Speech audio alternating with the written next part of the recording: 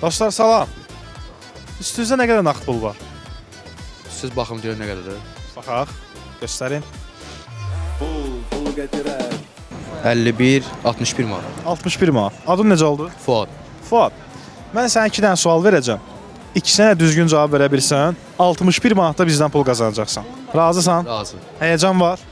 Belə də var da yüngül. Davay, başlayaq. Gəlsin Fuadın 61 manatlıq sualı. Pul gətirər. İnsan bədənində hormonları ifraz edən orqan necə adlanır? A. Sinir sistemi, B. Reproduktiv sistem, C. Həzm sistemi, D. Endokrin sistem, K. Təhsil sistemi. B variantı nə idi? Sinir sistemi, reproduktiv sistem, həzm sistemi, endokrin sistem, təhsil sistemi. Hormonları ifraz edən orqan.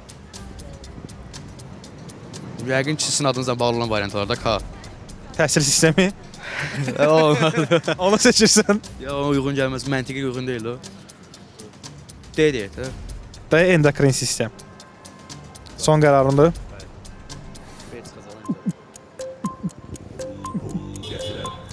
Çox fikirləşdin Fuad.